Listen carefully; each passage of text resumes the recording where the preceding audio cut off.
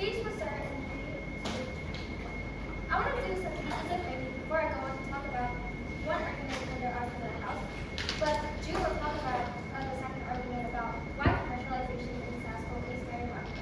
But first, few pieces of framing before I go on to talk about the first argument on the environmental harm that will happen under the house.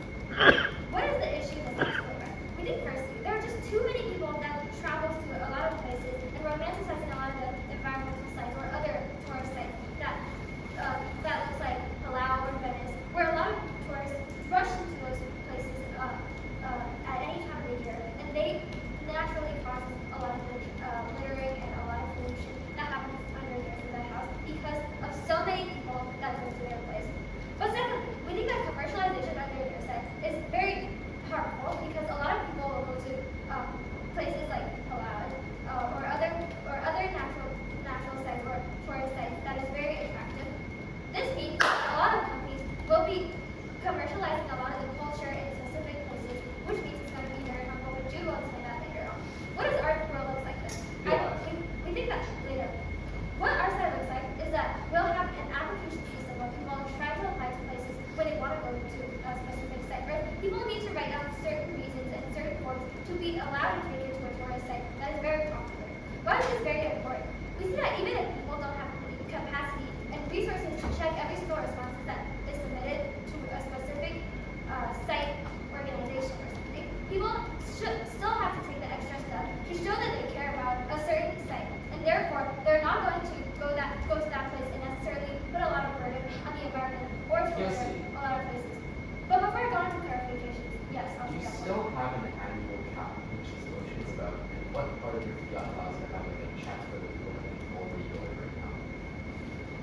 I think under our set house, at least there are still like these kind of mechanisms that is incorporated that is going to improve the status quo, which means that a lot of, even if we say that there are not as much resources under our side to make sure that all of the responses are being checked, it is still better because people, like we ensure that at least people under our side of the house that goes to the site care more as to compared to their side. It's a comparative, right? But secondly, on the I want to talk about the clarifications, right? What this natural site actually looks like under our site house? We think that the nature of these sites are that they do not hold a large amount of people and they don't have the capacity to do so because of how people would pollute these environments. This looks like places like Pyramid or the Great Barrier Reef, where when a lot of people go there, the corals turn white and like pollution happens, and that harms a lot of the marine animals under their side of the house. But now moving on to the first argument on the environmental harms. Why is under their site so much worse than under our side of the house?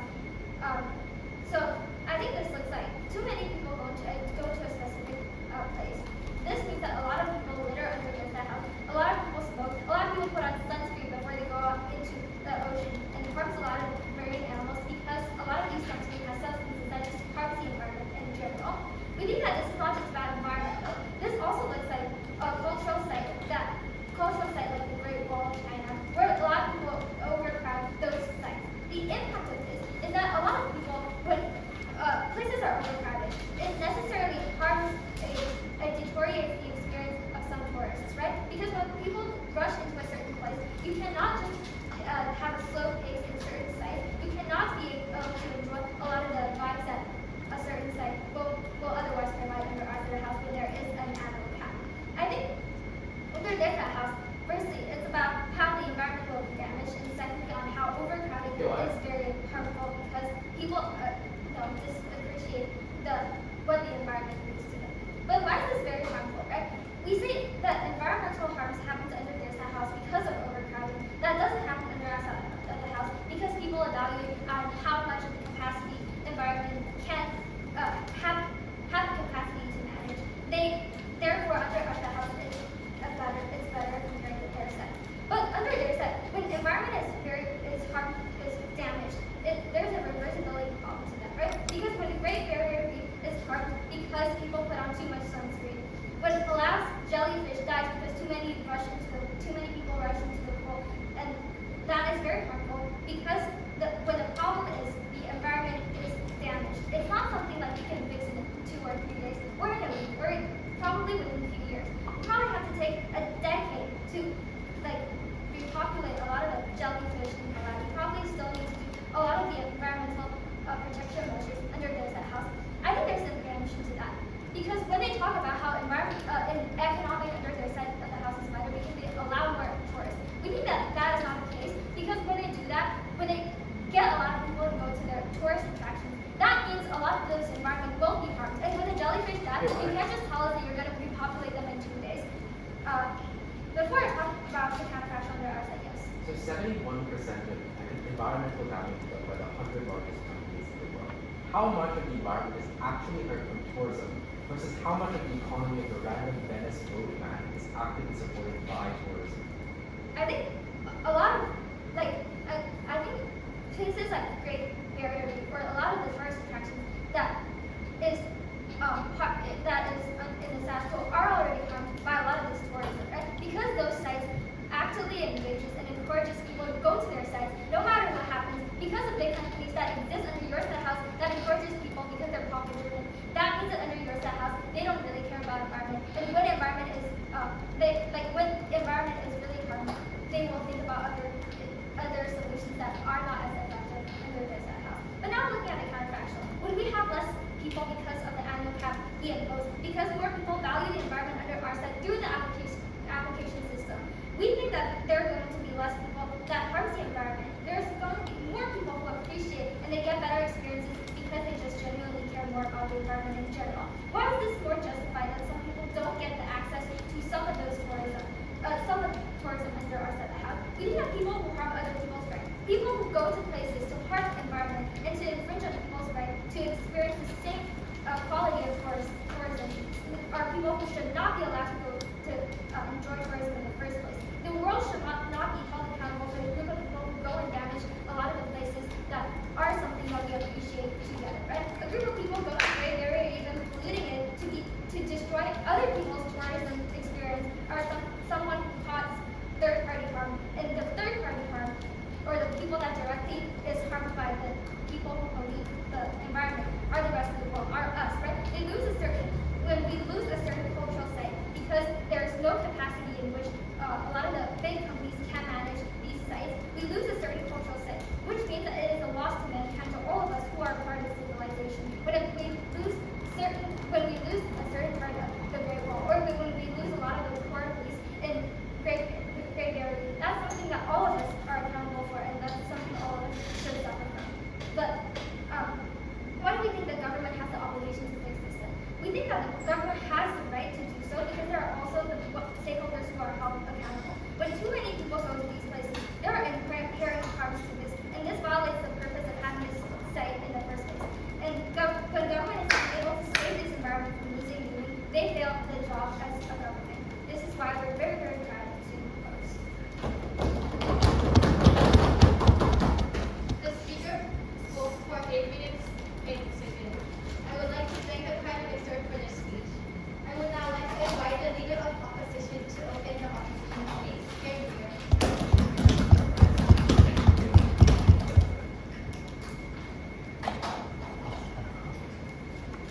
Before opponent speaks, I would like to just make one note. If it is possible or preferable, I would encourage everyone to offer QIs by standing up just to keep the excitement of in-person debate. But if there are access concerns, there's obviously no real reason to do that.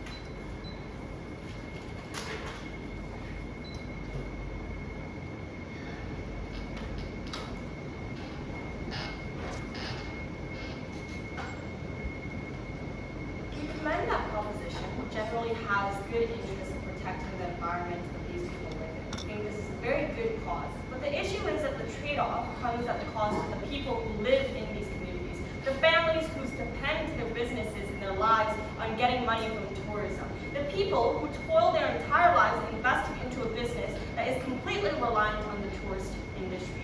The issue is that these people's livelihoods are destroyed for this nebulous impact of benefiting the environment when their lives are what matters the most in this debate. A couple of quick notes on the actual modeling of this motion, then moving on into some brief refutation and 2 arguments of my own. Firstly, about harms to local economies, and here I'm going to do implicit weighting as to why this matters more than environmental impacts. And secondly, about the benefits or the harms generally to these tourist sites, flipping proposition's argument against them. So quick note at the top of this speech, since this isn't a this House would motion, and is this House believes that instead, proposition can't be out what this app will look like. They have to explain why it is likely to be a certain way by considering actual capabilities and incentives in the status quo. So they can't just say, oh, we'll just check the application to make sure that these people don't vandalize in these environmental tourist sites. Because one, this is just not worded in the motion, but also secondly, this is unlikely given the amount of sheer power and bureaucratic resources that has to go into reading every single person's application and making sure that none of these people are going to vandalize. But also thirdly, just on feasibility, how can you tell if a person is not going to vandalize if they just say, I'm not going to vandalize? Like, there's no accountability checks to make sure that people are actually representing themselves in the correct way on their side of the house. This framing will be quite important for a second argument, but for now, I want to clarify that this cap will likely be set to be somewhat low, or at least significantly lower than what it looks like in the status quo.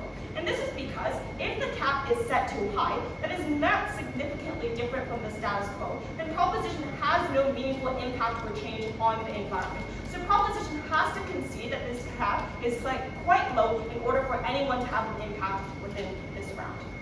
So firstly, on some brief refutation, noting that most of my refutation will actually be integrated. So their main crux of their case is that you have environmental harms due to things like vandalism and people just destroying the habitats that they go to. I have 2 responses here.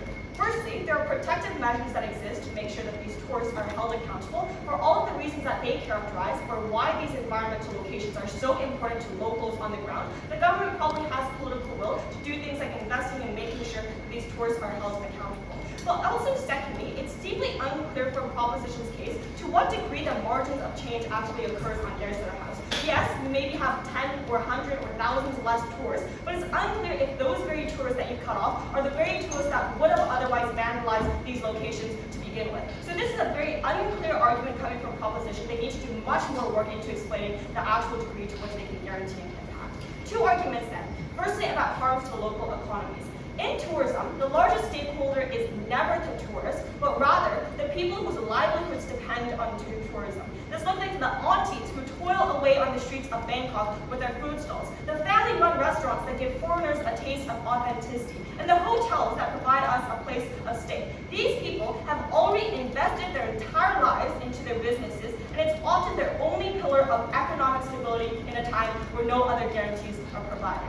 The issue is that when you place a cap on the number of tourists permitted, which we already characterize will likely be a very low or significant drop from the status quo, these businesses will likely go out of business, taking with them the livelihoods of families, the money that they use for rent, the groceries that they need to pay for their children. There's a couple of reasons as to why there would be many businesses that fail. The first reason is that there is significantly lower demand because there would be much less tourists. And the reason why this is so detrimental is that the current state of businesses that exist in these tourist places is directly reflective of the current demand that is required for them. So you have businesses that are able to provide these services, but as soon as you cut the number of tourists, that demand also drastically drops, and there is not enough time for these businesses to adapt, which means that you likely have a significant drop in businesses as well. But the second reason why as to why these businesses and citizens will likely suffer is that you likely have and see an increased amount of local taxes placed on the individual citizens because the government will need to offset the losses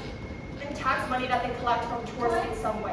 When these governments can no longer, for example, get taxes from these tourists who buy products and by proxy of buying products are paying the taxes of the domestic government, they would have to increase taxes for their citizens so they can continue affording the infrastructures that have already been set in place and have already existed and been built up in the very first place. The impact of this is very simple. Local tourist-related businesses fail. This looks like hotels. This looks like restaurants. This looks like food stalls on the streets of Bangkok. And this is not just an impact about these specific tourist-related businesses. because this causes a chain reaction through the entire economy because supply chains are inherently interconnected. So when restaurants fail in Bangkok, the farms they source their products from also fail. Then when the farms fail, the groceries that source their products from these farms also are inevitably impacted. So the impact and the implication here is that the impact is much more larger than just the individuals in these businesses that are directly related to tourism. The impact is throughout the entire economy because everything is interrelated. Quickly then, on weighing. So to weigh against their environmental impact, the reason why we as humans or debaters in this room actually care about the environmental impact is because it could have the potential to hurt humans in the future. So climate change could ruin agriculture industries for us and cause the houses to be flooded and destroyed, which suggests that humans and people and their interests is what matters in this debate. And this cap results in a much more direct and immediate harm to people compared to the very marginal and unguaranteed impacts on proposition about the environment. So just on the guarantee of impact and the directness of that impact, we win on weight. Second argument then about environmental impact to these tourist sites. I'll take a few more. If the environment that tourism relies on is damaged, how do your sites sustain economic benefits? Right, so I think as we already characterized, there exist existing incentives to make sure that these environmental sites are not damaged for all of the reasons we provided to you, where people's livelihood depend on this. So you have things like protective measures likely going to be established in place. Second argument then about environmental impact to these tourist sites. While we don't think environmental impacts are the most important argument in this debate, we can still win on propositions grounds. And the premise here is that tourist sites require maintenance in order to be preserved. For example, Banff, which is a natural resource in Canada, requires constant upkeeping to ensure it doesn't get polluted by nearby oil fracking companies. The Eiffel Tower, for example, needs maintenance to make sure the metal doesn't rust in the next couple of years. Even if tourists aren't there, these are still things that require you constant maintenance to be able to preserve throughout the future. The issue, however, is that this cap results in less maintenance and the inevitable dilapidation of these sites, like Iraq, when these once beautiful ruins are no longer actually maintained and actually preserved for the rest of society to see. And there's two reasons why this is likely to be true. One, you just have less money the government uses to spend when you have less tourists. But also two, there's significantly less political will on site proposition because citizens no longer get the benefit of funneling millions and millions of dollars into a sewer site that doesn't actually benefit them and their local businesses. So on their side of the house, they have the inevitable dilapidation of these environmental sites. So yeah, that's everything that we have in this speech. On environmental impact, we flip proposition, and even if you didn't buy that, on the human impact it does cause, it is much more direct, so you should implicitly weigh that over their constructive case. For everything that we provided, we are so proud to oppose. The speaker spoke for 8 minutes, 11 seconds. I would like to thank the leader of opposition for this speech. I would now like to invite the Deputy Prime Minister to defend the proposition's case. Here.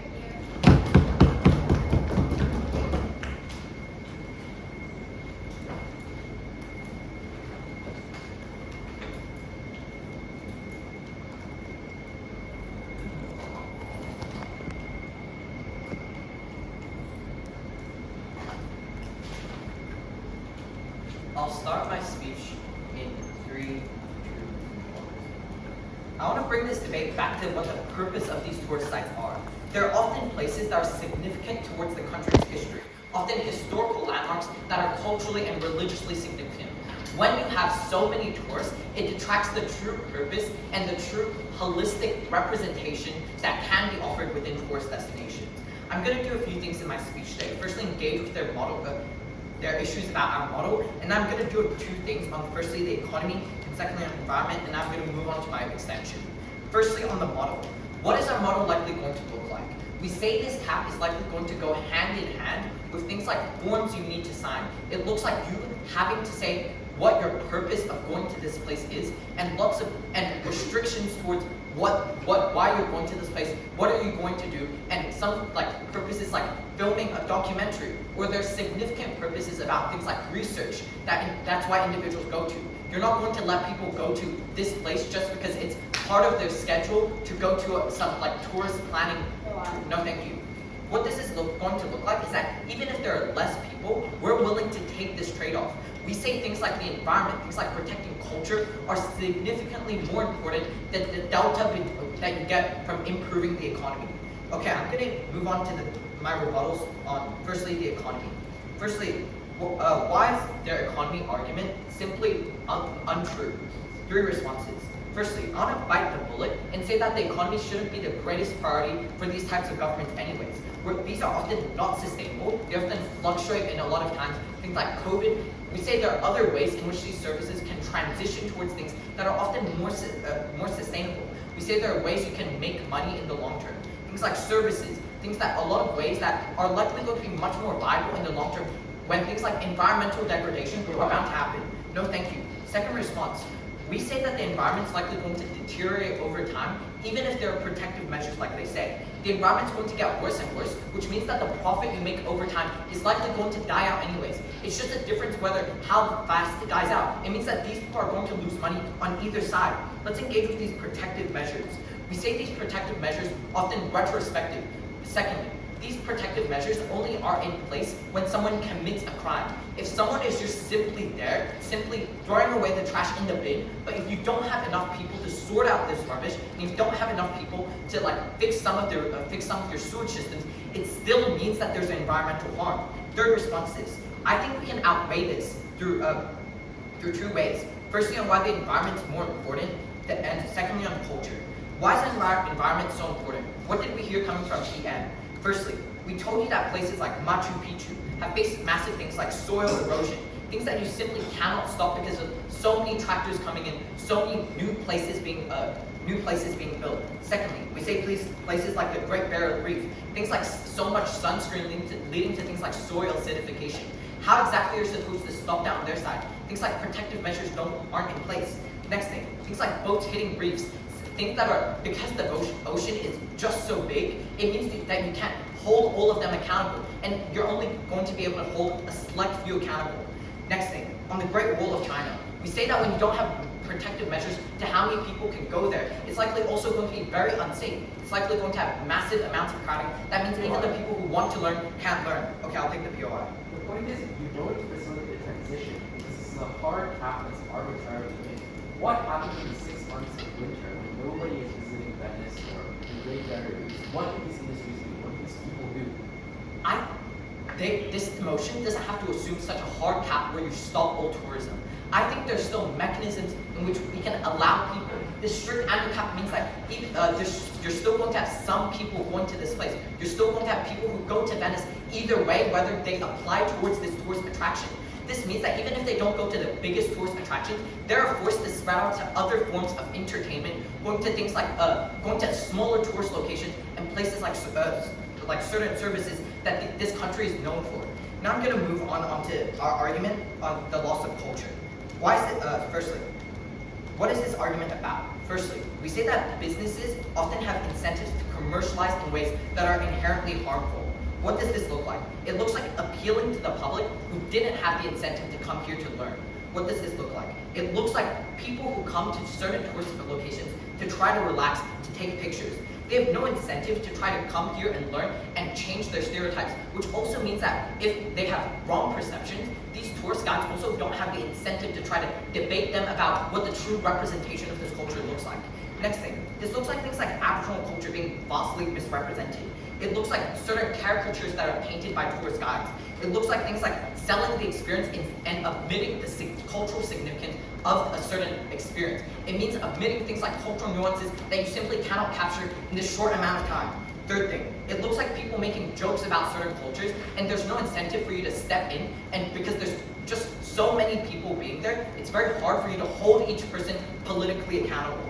So this also looks like things like religions. No thank you. It looks like things like temples, where there's actually a cultural significance of the temple being very peaceful. When there's so many people entering this place and making jokes, taking photos, it also harms the people who actually want to go there to try to understand their religion even better. What is the impact of this? We say that these people, they're going to twist their future experiences with this culture through things like stereotypes. How do we solve this on our side, and what's the counterfactual? We say there's going to be more resources to less individuals to try to explain things. Things like cultural nuances have to be explained because the people going there are there to learn. This also looks like only incentivizing the people who are there only incentivize people who want to come to be there. You're not going to allow uneducated people who don't want to be there to proliferate within this place. So what is the impact of this argument and how should we be weighing it? 3 impacts. Firstly, there's likely going to be a societal harm when people go to a certain place and then their perception of the country is only based off of one tourist event. We say when this is misrepresented, there are also other harms. It looks like you're hurting the people in this culture when things like when you're able to make jokes, you continue to make those jokes outside of that place. Things like microaggressions, jokes on certain minority groups continue to happen because there's no ability for these minority groups to fight back and say and recorrect this. There's an irreversible harm when individuals are unable to recorrect all of the harmful depictions that exist. We say on our side, this also affects things like job opportunities when minority individuals are necessarily locked out of this job because of a certain stereotype that they're this type of person. Even in the best case, they get taken into this job. We say workplace treatment might also be very bad through things like labeling. It might also look like even if they get accepted to jobs, they only get accepted because they have a certain culture. How do we weigh this? We say this is going to be so harmful because it's independent of things like environment and things like the economy. What this means is that you hurt the most vulnerable stakeholders, people who don't actually have control over what this tourist attraction looks like. Even if on their side they say, oh, these cultures will just fight back against some of this oppression. We say this is simply not possible. They don't have the capacity to do so because they don't operate, these cultural individuals aren't in these massive companies and aren't able to like massively regulate and control what's being spread because it's on such large level. There's so many companies within this place. It means that you can't have succinct understanding of certain cultures, which further leads to misrepresentation. Very proud to propose. The speaker spoke for 8 minutes 17. I would like to thank the Deputy Prime Minister for his speech. I would now like to invite the Deputy Leader of Opposition to defend the opposition's case. Here for you.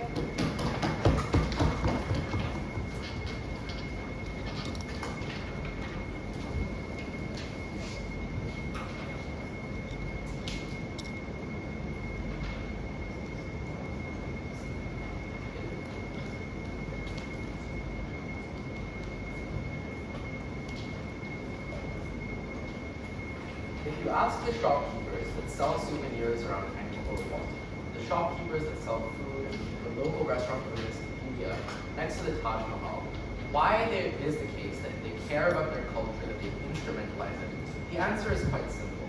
Because as much as culture is important, what's more important is survival. Or for the lack of options, because you're always out-traded on an international level, because of the fact that there's very, very simple things for you to benefit from. You turn to tourism as a way for you to gain sustenance. In the first place, you instrumentalize culture to your benefit, and we thought that was okay because that was what fed people, that was what made sure that people were alive, and that was what made sure that people were safe. So even if you buy this culture, which I'll probably respond in a second to, from second proposition, it is worth pointing out that even then, the active choice made by the locals to live off of the culture in these places is one that we should actively recognize and is one that they slap on side proposition. On responsiveness, I want to break this debate down then into 3 lenses. First, I want to take out the culture point, then I want to talk about the economy, thirdly about the environment, and if I have some time, I'll spitball about macroeconomics, maybe. On the culture, so there's a couple of responses I have to their cultural point. Firstly, this point is entirely incomparative. For the period of time that people actually come to these places, presumably all of the things they talk about in terms of price gouging, in terms of bad representation, in terms of alignment, etc., are likely to still happen, right? It's unclear why this doesn't happen. Their implicit response might be, in their case, that, well, we've already modeled that we're only going to let the people who actually care do this. First of all, this isn't the motion. The motion says strict annual cap. It doesn't say anything about only letting people in if they actually care. That's not what the motion says. But second, as Hal points out, that is like functionally impossible to discern. How the hell do you actually know the person who is coming in has good incentives to come in? They can lie on their application. This clearly wasn't something that was very, very feasible. If anything, I would actually say that cultural erosion is something that is accelerated as a consequence of desperation on their side of the house.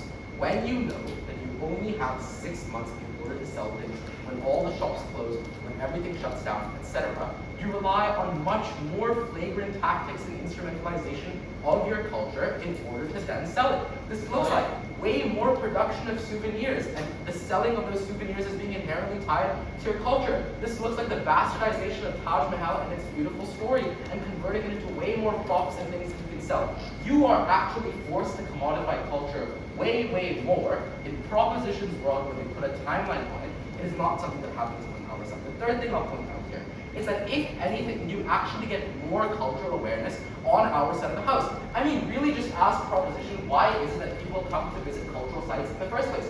Is it to laugh at them? I don't think so. I think it's to appreciate them. I think it's to appreciate the history that surrounds them. I think it's to appreciate the heritage around them. When I went to the Easter Islands, or when I went to Angkor Wat, I didn't laugh at them. I was marveled by the fact that humanity was able to build those things thousands of years ago. So it was entirely assertive for them to just say that people mock, because I don't think that's necessarily true. I think that kills the cultural one. On the economy, and the reason for why this was the most important argument was that this was the argument that was the most proximate to the harms that we're talking about this year. As I feel why, even if their environmental claim is true, number one, it just isn't entirely what this debate is about. Like, Venice isn't pivotal to the uplifting of the environment as a whole. Like, the Easter Islands are going to make or break the environment. Maybe the Great Coral Reefs are, but like Angkor Wat isn't, right? And that means that when it comes to the environment, there's clearly some places that are environmentally sites, and I'll talk about them later. There's obviously a bunch of other places that aren't inherently tied to the environment that we've also been deploying. But second, as Powell points out, the reason for why we care about the environment is that it hurts people when we actively erode the environment. And so, if it was the case that on their side of the house their policy means that people starve right now, then that is probably a policy that we shouldn't pursue immediately. So let's then talk about the economy. I'm not going to reiterate our argument here, but I will reiterate what their response is. They say two responses.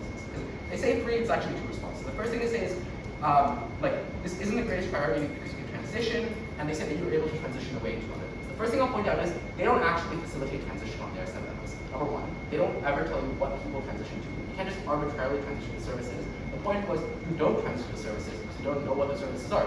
Who are you selling to? There's no longer people that are visiting you. Second, this motion is kind of a policy motion, and that means that all of these institutions are currently set up around these places in the first place, right? Like when you go to Hong Kong, it is almost entirely a tourist hub and a tourist trap. Or if you were to ask the people near Phnom Penh, for example, near the Big Buddha in Hong Kong, to restructure it in the next 6 months, what would they turn to? Literally nothing. They can't go randomly work in a factory. They rely on this as their livelihoods. Second, we actually prioritize a transition on our side of the house because of a mechanism they talk about. They say, well, the environment degrades over a long period of time. Thousands of years from now, Phnom Penh is eventually going to fade away. Fine. And I'll talk a little bit later about why this is not true, but fine. But that's clearly much better for transition because it happens much slower and allows people to adapt in a much more progressive way. So that also takes on the response. The second, I think, better response comes out in appeal one, which is, I asked them, like clearly this doesn't happen. They say, well, people are going to turn towards smaller tourist locations. This misses the analysis that Howard gives you, which was this, that you often require a sufficiently large and historic and major tourist attraction to make a Canadian or an American take a flight for 24 hours to come and visit Southeast Asia in the first place. And this operates on a scale, I think it's a scale that applies in this debate, right? It's the fact that people often rely on these major tourist hubs in the first place. It's the fact that even if people come to India on their side of the house, they no longer go to Agra because they no longer can see the Taj Mahal on their side of the house. The upshot of this was that we are still able to access all of our points on the economy. For them, someone who is selling mangoes one day just wakes up and has no one to sell mangoes to, and then starves because they have no producers and the ability to care about these individuals, and we get no response from them. And that was so damaging for their kids. Before I talk about the environment, I'll take the If these indie vendors you want to talk about want to make money, they have to portray culture in a way that's simplistic. You have to make jokes about it so that everyone can opt into it. This is a moral law. So they do that on your side. They do it much more on your side because they don't have stability. They're actively pressuring the media, sponsoring, whatever. On the environment, we talk about how there's a competing incentive to preserve the environment when tourism depends on it. In places like the Great Barrier Reef and the Great Coral Reef, there's actually been a relatively interesting recent phenomenon that has occurred, which is after we saw the erosion of the reefs, and this is really their best example, there was also a massive funding from the Australian government in conservation efforts of the reefs. And the reason for this was people no longer want to see the reefs if there are no reefs. People no longer want to see Angkor Wat if there is no Angkor Wat. And the importance of this argument was that there clearly are competing incentives that are actively caused as a consequence of tourism. And so maybe in some capacity it was tourism that eroded these places, We thought there was other things that erode these places. We thought there was other measures that they should care about, and that's the reason why the Indian government is willing to spend hundreds of millions of rupees in the upkeep of Agra and Taj Mahal and the Red Fort, etc., etc. What this meant was, at best, the environment was a wash because we symmetrized demand as being a necessary mechanism for you to preserve the environment. But at worst, it meant that in places where this wasn't actually a major tourist trap, that they just become dilapidated ruins, like what happened in Iraq as a consequence of a decline in tourism. So we actually flipped their environmental point on their head. The way at the end of this debate then is quite simple. It's a couple of things. One, culture erodes from their fundamentals. Two, people live worse lives from their fundamentals. And this really is the most important thing. It's not just local people, not just souvenir shoppers, but it's entire cities, it's entire economies, it's entire planners that are no longer able to do that on their side of the house. And finally, we respond to the environment claim that they still haven't responded to. You can check your film for that. I'm incredibly proud of you. Speaker spoke for 8 minutes 16 seconds. I would like to thank the three leaders of opposition for their speech. I would now like to invite the government whip to close the opposition space. Here we go.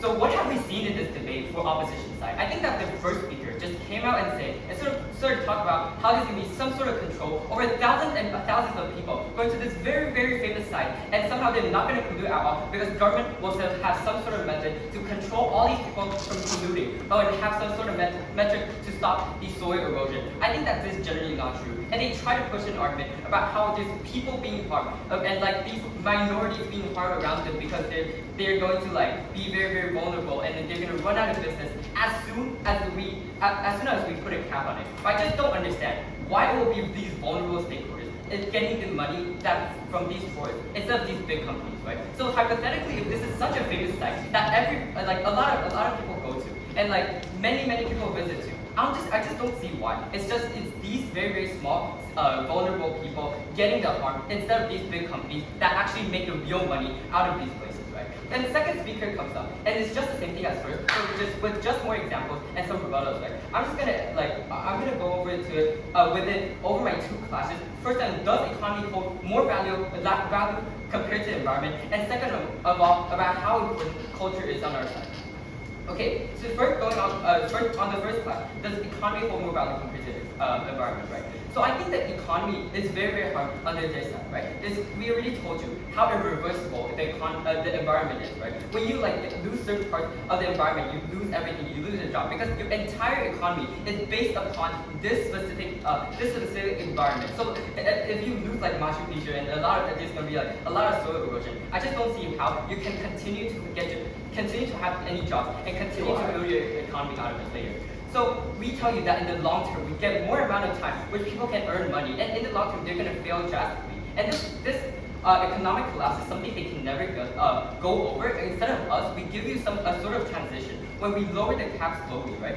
Jude already told you how we already have this sort of metric where tourists will still exist under our site for a bit, and then you're going to slowly lower the cap through this application system. I just don't see how they don't understand there's going to be a transition, right? Just like how people in Palau make more money because there are people who want to look at jellyfish. If you literally make harmful damages to them, it means that you're not going to get any profit, right? Economic benefit does not matter if the environment is lost. Even if we take them at the best case, sure, there may be more people going to tourist attraction in the first place. This is going to disrupt the environment no matter what, and we'll no longer be able to make any money. So the reason why protective measures don't work is because there's too many people overwhelming and managing. So we can right now we see a lot of different people polluting, and if, as they say, government is making some defensive measures against people polluting the ocean, I think that there's going to be a significant organic change on their side as opposed to what is happening right now. We see a bunch of plastic in the sea, right? So I don't understand how they can prove this organic change when literally climate change and water pollution is happening in this aspect. Okay, so now going on to the cultural aspect, right? I think the cultural representation of of people on the ground. It's very harmful because, as Jude already tell you, they're mistakenly represented to the general public. So this, as compared to the harm characterized by opposition, I don't think first their harm is that detrimental when there's like a pandemic, right? The pandemic we already show you how there's constant economic crises against these minorities. I don't see why it's a unique and very, very detrimental harm on our side, right? So it's hard to change these beliefs that Jude told you about, like how these very biased cultural biases is imposed on these tourists. Like, the economy can recover, but then this sort of biases and misrepresentation can never. And before I go on, I'll take my point. So your second speaker stance was, we're going to take a harder stance. We're going to focus on protecting the environment. We're going to talk about our cultural responsibilities in the UK. And we're going to stop people from coming in, except if they have these very specific purposes. Your stance is we're going to have a very, very slow implementation. That seems to sort of like squirrel away from what your stance is. Okay, no, I think you're mistaken because we already told you we have this application system, right? From the first speaker, we made it very, very clear that when we have this application system, we're going to filter out these people. So there's going to be less and less people be able to go into this. And we already tell you that since it's going to be a huge transition, like Jude already told you, to other sort of industry, like I don't know, maybe tech, or maybe like they're going to have very fancy restaurants nearby the like places, right? It's not gonna be like this gonna be a sudden, extreme, and immediate transition towards like this technological industry. I just don't think that this is what the case is right here. I think like companies and the government is more likely to take it slowly and slowly like make it into a transition so that the environment won't take too much damage and it will be actually sustainable. We already told you that their marginal harm on economic is a fine trade-off, even if we admit that there's going to be some sort of economy that is lost. I don't think that's going to be that detrimental compared to our environmental argument and our harm on these indigenous people. Like, it's hard to change these beliefs, and the economy can recover, environment and these beliefs cannot. And we already told you that the incentive of these motive and the motive of these tours is to, like, I don't know, maybe they want to go to this and go to this place. They want to go to Eiffel Tower, not particularly because they know a lot about the Eiffel Tower. Not particularly because they know everything and the history of the Eiffel Tower, but just because they can take some pictures and send it to their friends and brag about it. It's not that. So what we're trying to do right now is to filter out these people who don't really care about the historical and cultural aspects of these places, and we instead giving the chances to people who actually deserve it, right? So I think the most detrimental thing for opposition to work is the irreversibility of the environment, and even if the country makes some huge amount of money towards tourism, they will eat away at the environment. And every time there's pollution, environment of the site decreases. And it's impossible to reverse the pollution caused by the economy, where it wouldn't be entirely destroyed if there's like less tourism. From first, we already tell you how the rest of the world should be accountable for the pollution caused by these tourists. And what you're doing right now is just letting these tourists throw trash in the ocean and letting the rest of the world deal with it and let the climate change increasingly become worse. Let's say that they get massive amount of money from tourism, right? I think that when this happens, the country will independently rely on this tourism. There's going to be more tourism. There's more structural reasons for them to depend on tourism. And if environments get overly polluted by this, the site will be destroyed. Right? It's worse when there's an economic collapse that's very, very sudden, because now you can't allow anyone to go to the site because it's already destroyed. Countries relying on tourism in of itself is already unstable. We already gave you a lot of examples about how the pandemic already made it very close, how the weather can like allow these sites to close. It's a very, very unstable, right? Their side of the house is just making a problem worse over a long period of time. But more importantly, how is our side even better? Cindy and Jude already tells you that when we limit the cap annually, this already lowers pollution. We're limiting the guns that can hurt other people and actively protecting these sites. People are less likely to pollute, right? What's also important to note is that when we shift the econ to a more sustainable one, actively moving away from tourism into other areas like tech, right? In sum, the impact of aunties and uncles just isn't as bad as it seems when you realize it's the big companies that are actively harming these, that are actually taking away the money. The big companies building a business around these famous sites. Even if the aunties and like uncles are controlling the economy around these sites, this means that they probably already get hit by economic crisis like this before in the pandemic. I just don't see why. This is an extremely unique and detrimental harm on their side. And for all these reasons, so proud to propose. Thank you. The speaker spoke for 7 minutes, 59 seconds. I would like to thank the government whip for their speech. I would now like to invite the opposition whip to close the opposition space. Clear here.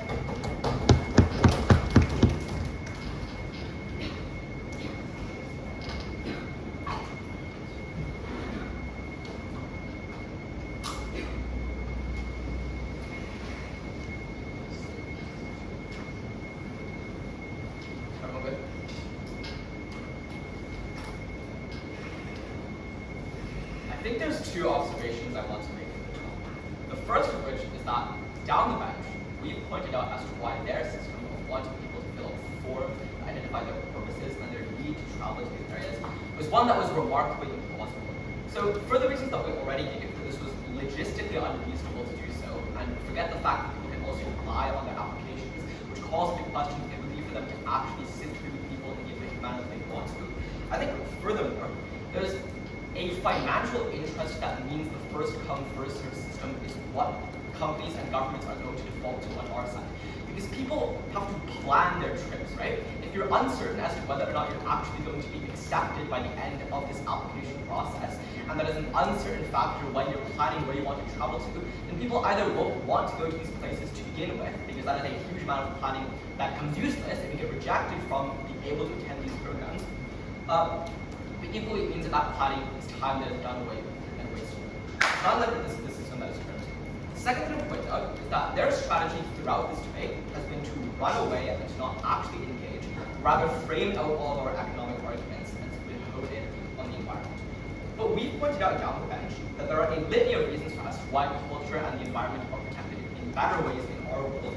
But also, the economic devastation is massive, right? It's not the marginal harm that 3P says they can simply dismiss and do away with. It extends wide beyond local communities. It means certain human suffering for people in a way that is not true of their hearts to the environment. We're clearly ahead at this point.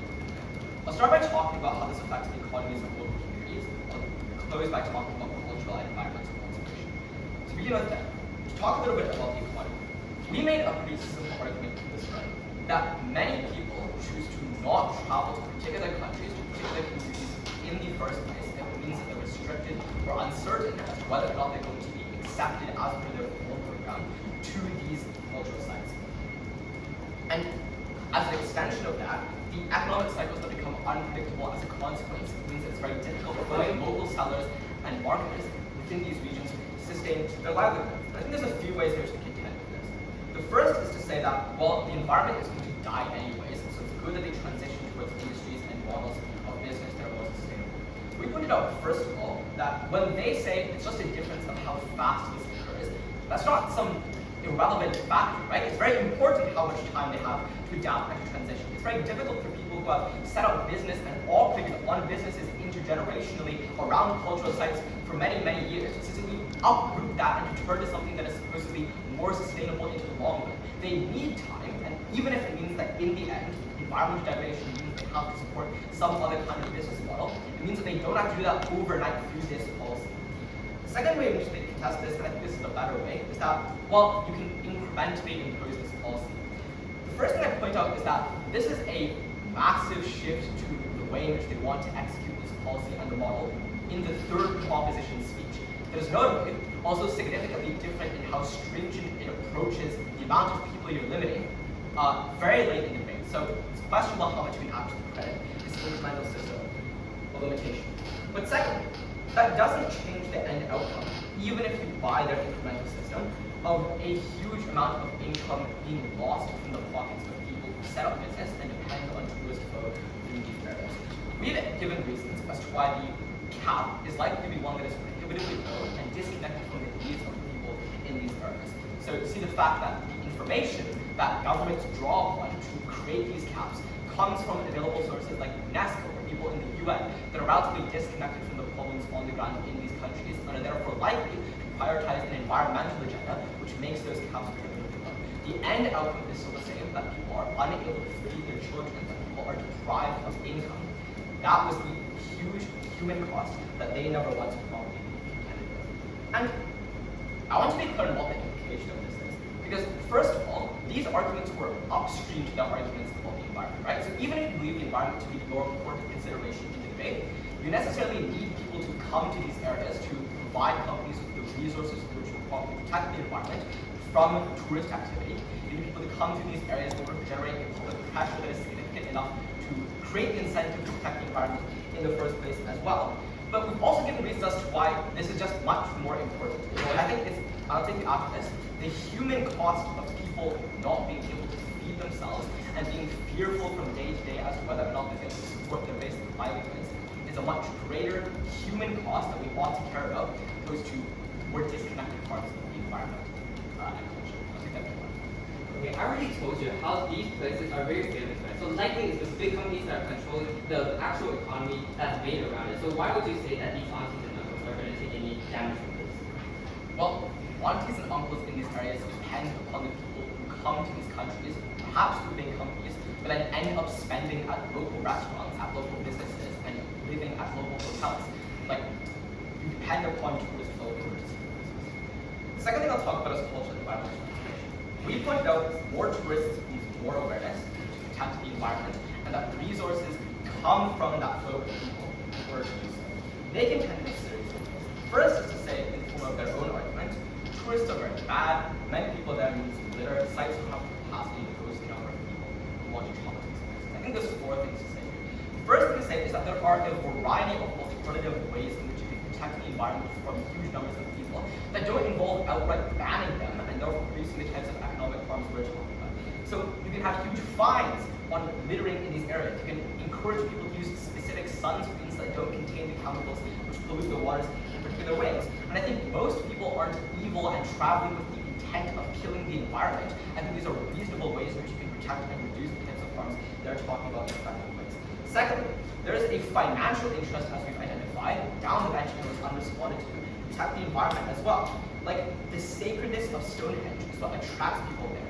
The cleanliness of the waters in a particular tropical sea is probably what attracts people there as well. If there's a bunch of litter around Stonehenge, or if there are dead jellyfish floating everywhere in the ocean, that is also a direct hit towards the ability of companies to make money by attracting people to go to those sites in the first place. So there is a financial interest to protect the environment as well. It doesn't really matter if it's genuinely motivated by care. At the very worst though, and this is the third response, environmental degradation is so primarily caused by corporations, right? Things like oil spills, things like killing species which reduces biodiversity, things like industrialization that hurts soil health, that doesn't change under their policy. And at best, the amount and the extent to which they're able to protect the environment is nominal. And therefore, what you should care about is our arguments on the economy and the massive human costs that come as a consequence of that. The final thing I want to deal with is their argument on culture, because I think it's finished already sufficiently stuff. But firstly, the urgency and the uncertainty of economic cycles on their side that come from this cap are a reason as to why commercialization of culture happens in significantly more pernicious ways. Because you feel a greater desire and a greater need to do those things to the extent to which you cannot rely on a steady income that comes from being genuine about your culture. Secondly, it is the big companies that survive on their side and the ones that are the most culpable for that marginalization of culture in the first place. Because when people no longer travel to these areas with the intention of visiting those local markets, that is the point at which you not only don't get those sales to begin with, but you also get exacerbation of the problem of culture that they want to protect. I think of all of this equal, we've also given reasons for as to why there's a macroeconomic harms that come from stability. So, please go ahead. Speakers will for 8 minutes 20 seconds. I would like to begin the opposition before this speech. I would now like to invite the opposition reply to conclude opposition's case. Here.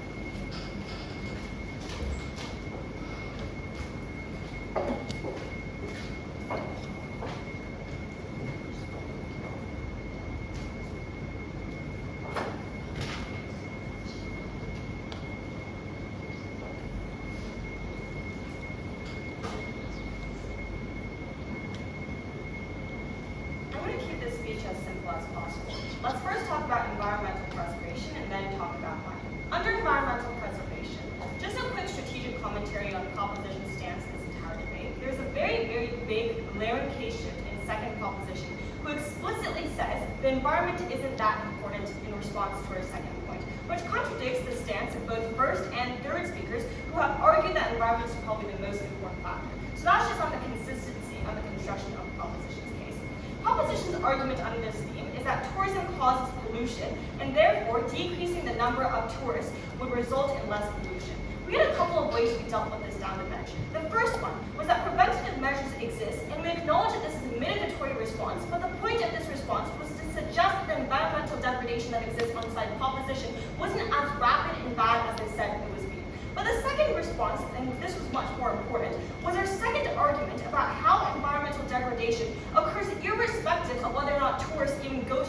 degradation in the very first place. So using the example they provided about Mitsubishi, the soil erosion that occurs does not necessarily just occur because of tourism, but also because of the natural progression of time and things like nature that causes that erosion to begin with. And also, just the rusting of the Eiffel Tower is something that occurs with time, not necessarily whether or not a tourist has been on that building in the very first place. The strategic implication of this argument was detrimental to their point, because the point of this argument was to say that environmental degradation occurs on both sides of the house. On proposition, this environmental degradation we concede is probably caused to some extent by tourists. But on opposition, it's caused by the natural degradation of resources through the winds of time. The crucial difference that wins us this debate is that on our side of the house, we actually get the political will and necessary money to maintain the necessary cost of necessary things like preservation. So in our side of the house, in the worst case scenario where environmental degradation occurs, at least we have the necessary money and political will because people see it as a worthy investment to fund it in the first place when they see it as something that is profitable. So under environmental degradation, worst case scenario, we still win. Let's talk about money then. So the money argument that we provided was that this harms local businesses, and by harming local businesses, you also harm the supply chains that it's connected to. Proposition's response here is that it's the big businesses who gain in these local tourist locations.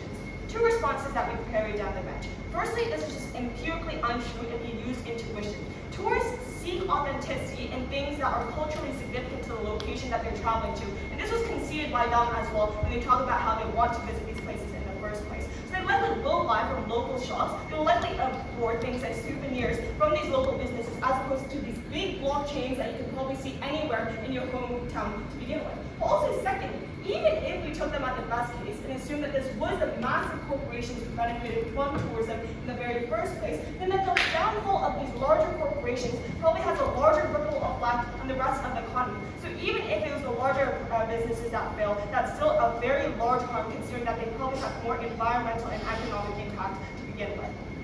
Finally, on weighing this point about local businesses versus historical significance, just on intuition, if you can't afford to pay rent, if you can't afford to feed your children, the last thing you care about is a culturally significant rock in your backyard that is sucking away millions and millions of dollars of that could otherwise go into things like social welfare. So just on intuition, people are more likely to care about the proximate intangible harms that are done to them when they can't afford rent, when they can't afford food, when they see their children are starving, as opposed to this abstract claim about the cultural significance of a certain artifact. In the worst case scenario on both sides of the house, we have better environmental preservation. We also have a better preservation of the livelihoods of the people who live on the ground. For the very reasons we provide, I'm so proud to oppose this motion. The speaker spoke for 4 minutes and 1 second. I would like to thank the opposition reply for this speech. I would now like to invite the opposition reply to conclude the opposition meeting. Here.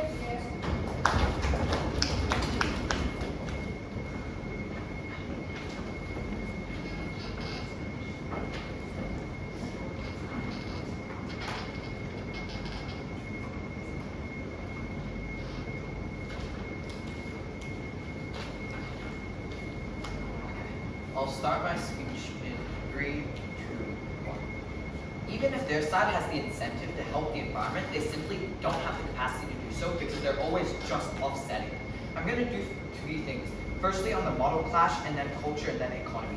Firstly on what that cap looks like versus their protective measures. I would say on the protective measures, the thing about helping, how Australia is giving back towards the economy, giving back to help the Great Barrier Reef. Why is this so bad? We say you're always going to be costing even more money on their side when you're offsetting. What this looks like is that Australia has to put even more extreme measures. They need to do even more things further down the line. And this is also going to be bad for the economy. We say that fines are also likely going to be ineffective in stopping all of the things that happen. Certain sunscreens are not going to stop the ocean acidification that's happening. You need clear measures to stop the people that are going. Next thing, what does our cap look like? We say this cap is likely very intuitive. We say there's already lots of application systems for like a bunch of things around the world. Like if I want to go to Anne Frank's house, if I want to look at an exhibition, if I want to go to Coliseum, all of these things are very conditional. But even if you don't buy this, what could this look like out of if we don't have applications? We say that the fact that there's only 1,000 slots means that you need to wait lines to buy tickets. The fact that there's less people going means that there's less people posting on social media, so I don't have the inclination to jump in and feel I'm part of this. Thirdly, but that people still have to buy the ticket, so they're unlikely going to just, people are unlikely just going to opt into this without any care in the world. The fact that they chose to have this location on their list is the fact that they care and want to be part of this. So how exactly do we weigh this? We say that the environmental harm is going to lead to economic harm on their side.